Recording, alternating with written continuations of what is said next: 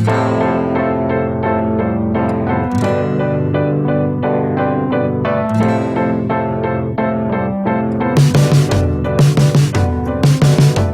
morning, everyone. I'm Megan Cullup, along here with Scott Michlin. Hello, everybody. It is Friday morning. Happy Friday. Yeah, happy Friday. Here we are. Week Always 3. excited. I'm still going to do the countdown, aren't I? Yeah, this doesn't require a countdown. It does not? That was COVID. Okay, yeah. All right. Here we are, week 3 of Solutions from the Street, everybody. New show, exactly. And so here we are. For folks who maybe haven't been joining us, the concept behind the show is taking problems. So every community has problems, and we are no exception, of course. And so we're doing solutions-focused journalism, meaning we're going to define the problem, and then we're going to interview folks or organizations who are creatively tackling these problems. There you go. So this week, our problem is the youth. Darn those Categorically. Youth. What are you going to do with those future, youth? But man. Get off my lawn. Yes, exactly. Youth, and get on the golf course. That's right. So, I mean, we all know growing up is hard. It's one of the hardest things we'll ever do. And so all youth struggle learning how to be a well-functioning adult and an active citizen. And there are a lot of things that go into that. And of course, there are always disadvantaged youth in one shape or another, not just financially, but just home lives and things like that. And I would say today that youth have a lot more to deal with maybe than I did when I was a kid back in the Stone Age, and maybe when you were a kid back in the Depression. Exactly. The Great Depression of a different sort. Yeah.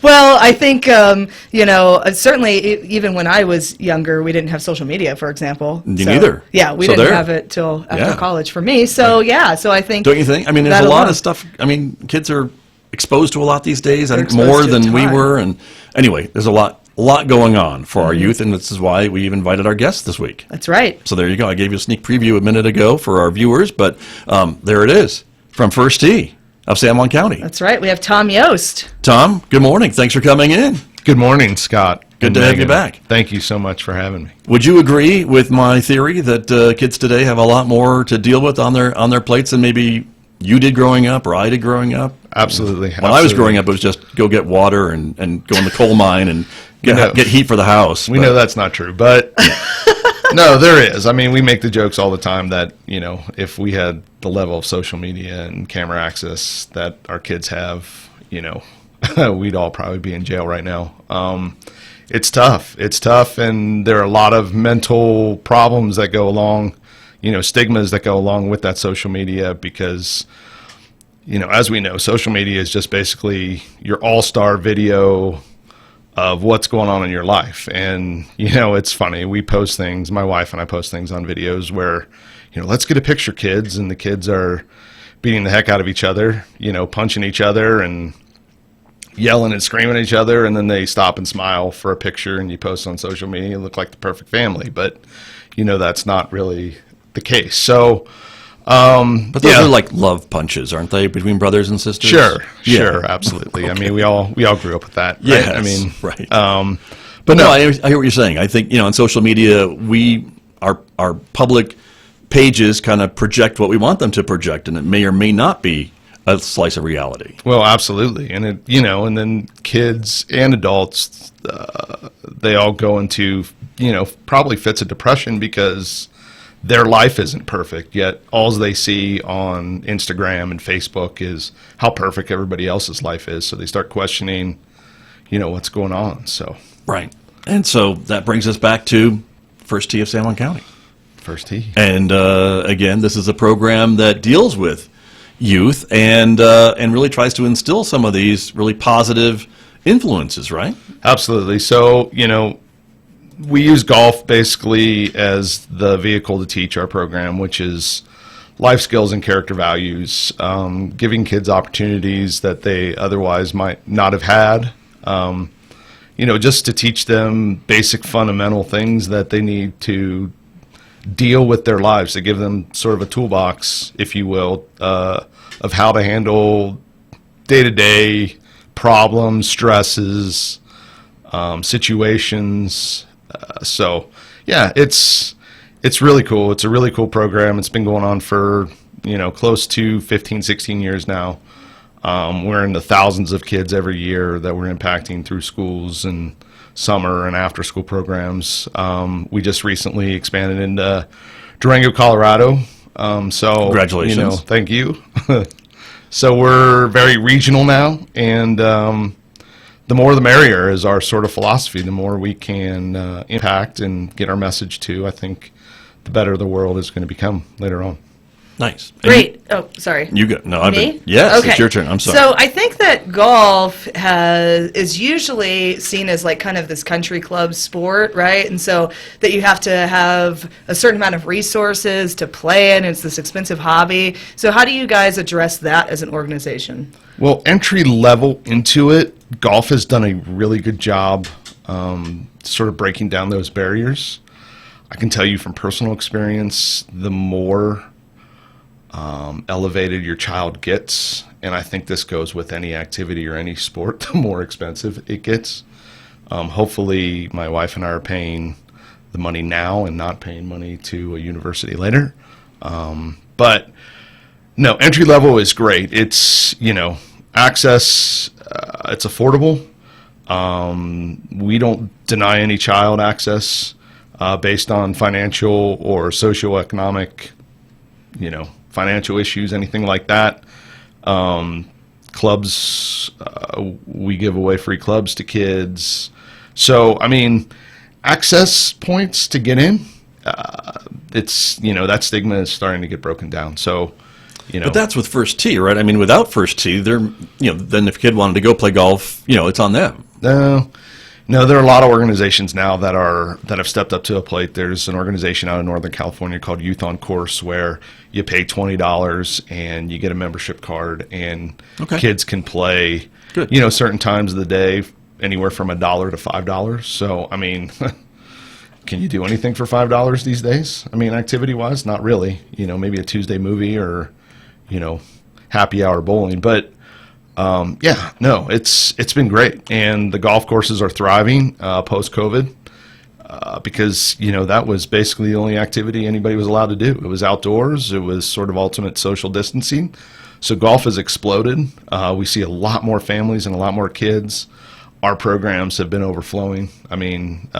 Just as an example, we're starting fall programs, and I've got a wait list of over 10 kids. So we're going to have to start another Nice. program, another class, just to accommodate everybody who wants in. So Good problem to have. it is a good problem to have. Which is great. So wonderful. And I wanted to talk a little bit, too, about the values and how you bring those into the world of golf, right? And that's Correct. what First Tee is all about. And as Megan was, I think, alluding to, you have 9 values, right, that you work into the First Tee curriculum, as it were. Well, what's great about golf is it's sort of the ultimate human life sport or activity. You sometimes play your cards perfectly and get horrific bounces. Sometimes you do the wrong things and it works out for you. That's going to be the title of my autobiography, Horrific Bounces.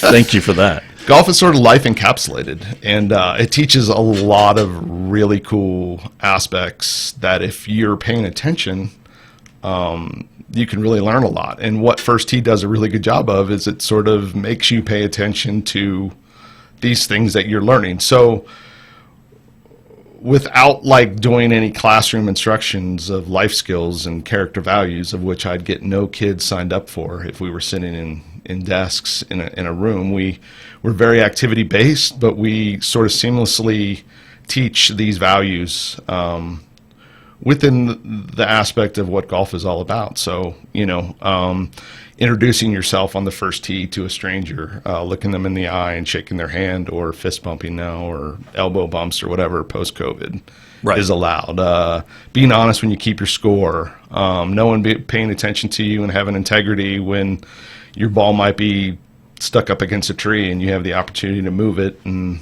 nobody see it. Taking responsibility for, your equipment and the golf course. Just those types of sort of life lessons where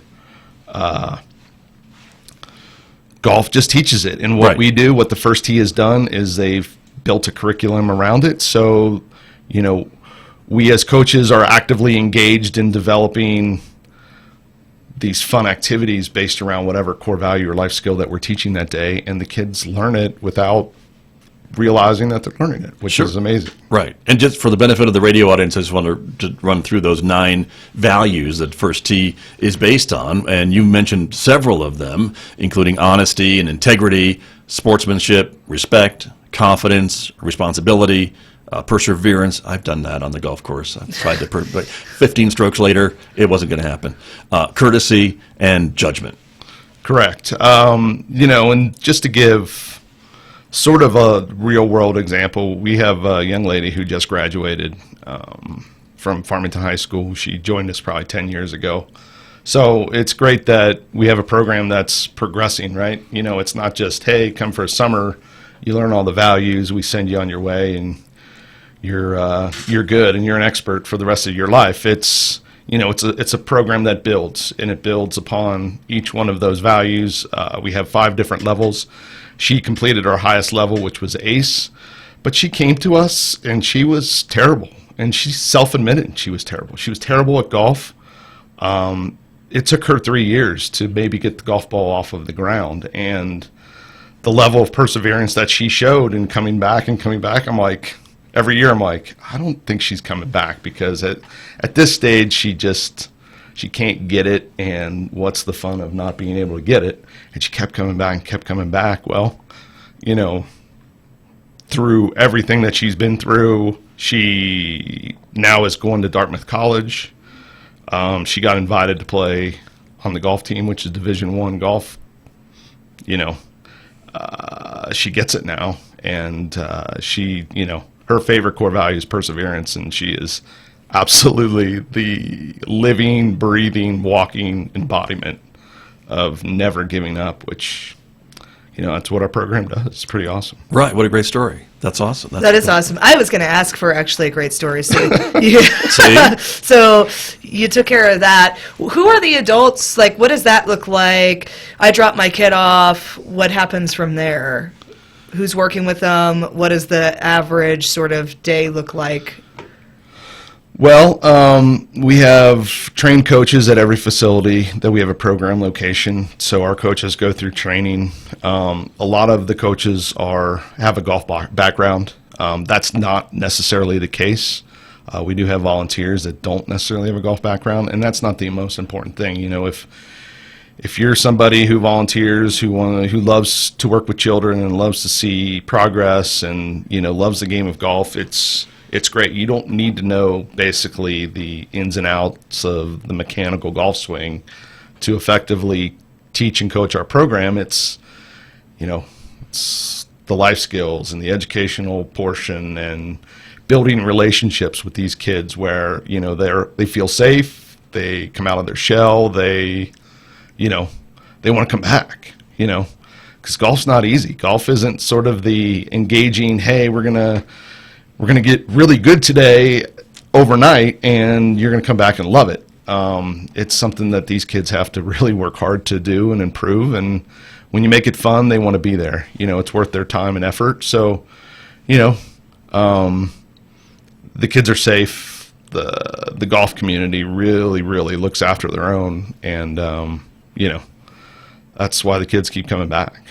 That's great. And so for folks who are listening this morning, Tom, and you mentioned your expansion into Durango, and so now you've got kids from La Plata County that can take advantage of the program as well? And Montezuma County. And Montezuma. We've been in Cortez for a while.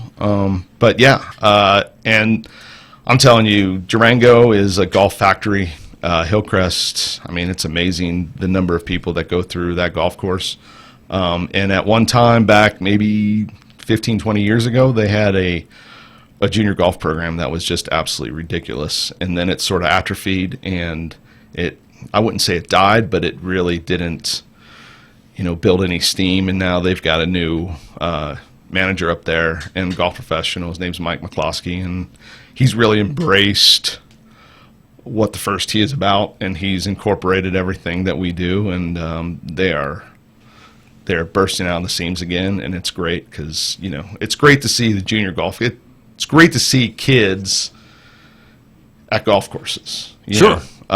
Sure. Probably, maybe some people don't think that, the people that, are used to it being dead and quiet and I can go out and play whenever I want and it doesn't take me very long. But now, that's not the case anymore because golf courses are filled and a lot of it is juniors and a lot of it's families. Right. The parents and the adults are starting to get involved in as well. And when we found over the last 10 or 15 years that when the parents are engaged in whatever activity their children are doing, and that's what makes golf great because there's no age limit. I can't go play basketball with my kid without pulling, tearing, or breaking something. Right. But I can go play golf with them, Sure. right? And grandma and grandpa could go take them to the golf course and play golf with them. And it's just a wonderful activity that's lifetime, that spans generations, and it's just wonderful to see everybody out there. And that was going to be one of my next points, was that this is a lifetime sport that folks can do, and you can do it with people of all ages. And you mentioned that with the rest of the family, that folks can go out and do it together as a family, whereas basketball or tennis or soccer, probably not so much. Well, tennis you can. It's a lifetime sport. I mean, and pickleball is gaining popularity as well. But yeah, basketball, football, baseball. Yeah, no. Not so much. No. I gotcha. But yeah, so that's important. So, and maybe like a couple last questions to wrap it up, but your background is as a PGA player, right? Professional, yeah. Professional. And then, so what got you started? When did you sort of change course from doing that to this? I've always been in charge of junior golf programs sort of growing up when I have, been at golf courses and working through that. And it's always something that's sort of been near and dear to my heart. I had a lot of PGA professionals when I was a kid sort of stick their neck out and let me, practice and play and not charge me and sort of look the other way, if I walked on the golf course. So it's sort of a pay it forward type deal, if you will. I became the head professional at Riverview Golf Course in 2001.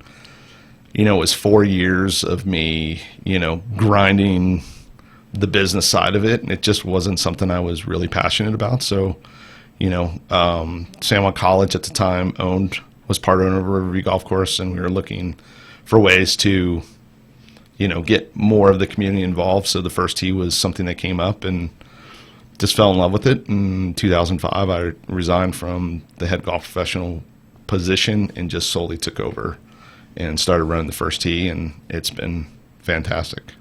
That's been a good fit. Oh, it's been great. Yeah. I don't know if I would be in the golf business today if I was still running the business side of things. It's a grind. It really is. I mean, day in and day out customer service stuff, dealing with employees, it's tough. It's a lot more fun dealing with kids and parents, and especially parents when they know their kids are progressing and having fun and are very complimentary of the program. And, I haven't really had any run-ins with regards to any angry parents teaching their kids the game of golf. So it's been great. It's been a great fit. That's good. That's very good. What's the youngest kid that's come to maybe either sign up for first tee or learn to play golf, or how young is too young, if there's an age? It's never too young to get a golf club into a kid's hands and take them to the driving range. I mean, I highly encourage parents to do that. I mean, you're teaching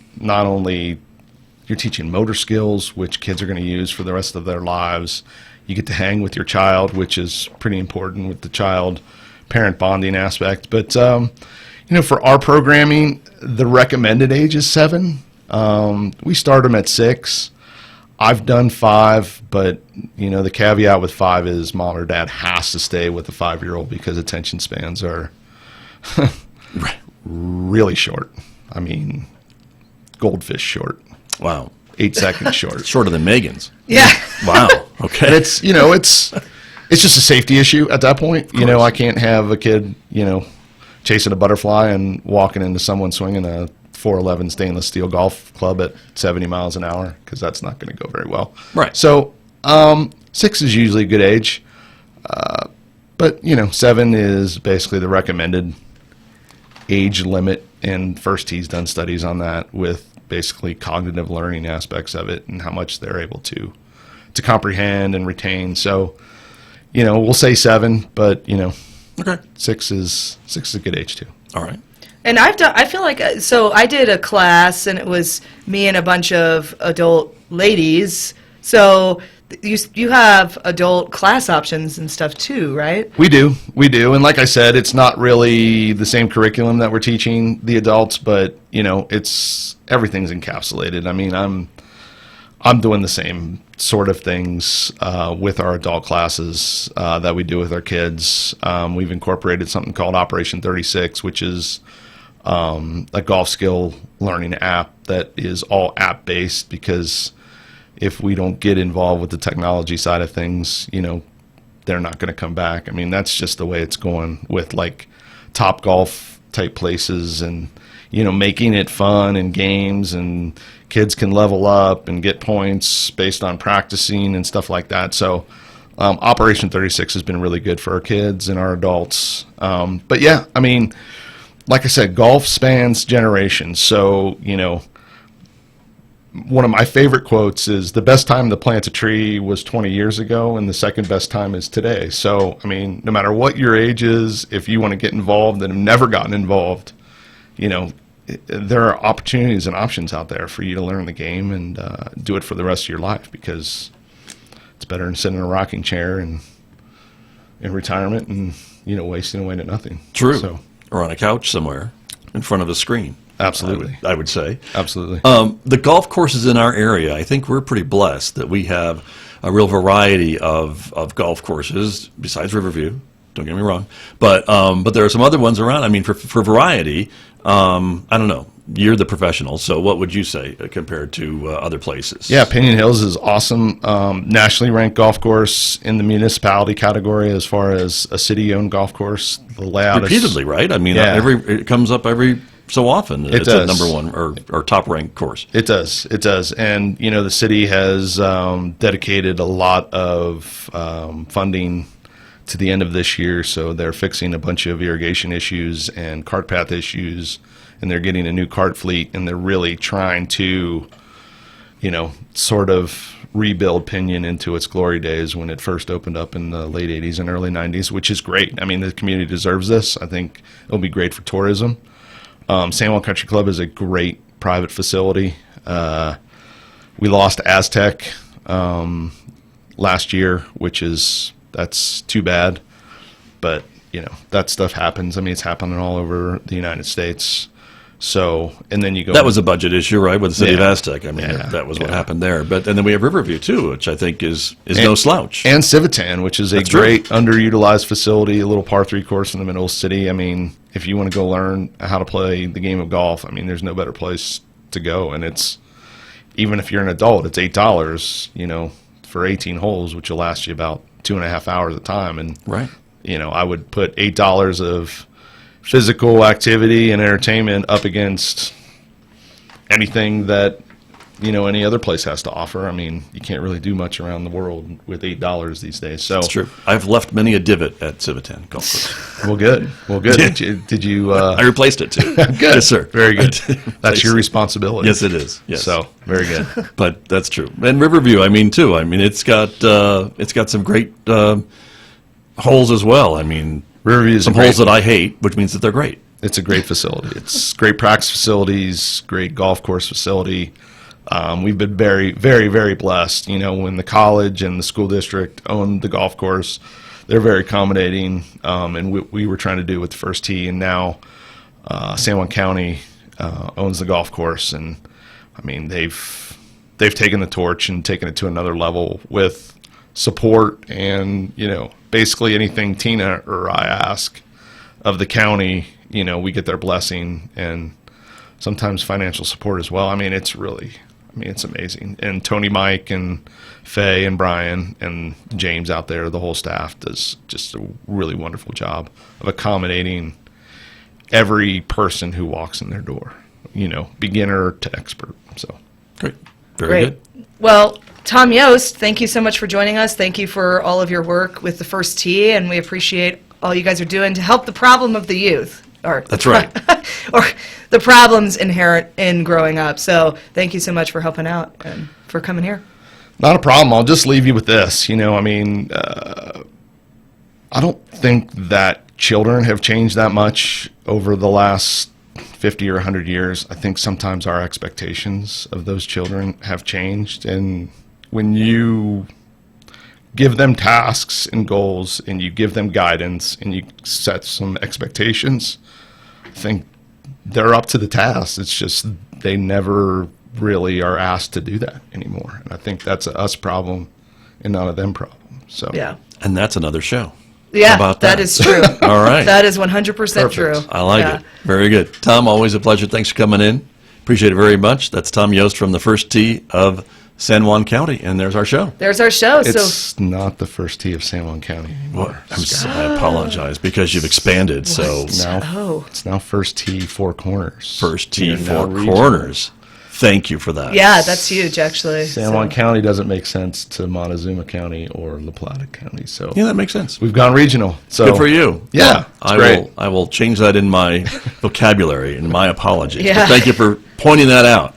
And again, congratulations on the expansion. That's terrific. So, First Tee Four Corners, our guest. That's right. And Solutions from the Street. Solutions from the Street. And we want to also remind our listeners that Yes. if you have... Me? Not you. Oh.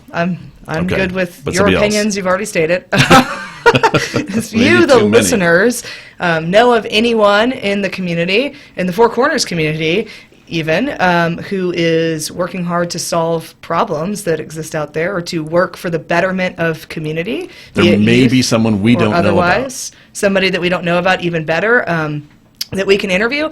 Contact the station. We'll get them on the show. There you go. Radio audience, it's KSJE at sanjuancollege.edu. Let us know. Megan and I know a lot of people, but we don't know everybody. And there may be some problems out there that... We don't even know our problems. right. Yeah. So, there you go. Very good. All right. See you next time. We're wrapping up. Okay. Thanks, everybody. This is Solutions from the Street on KSJE.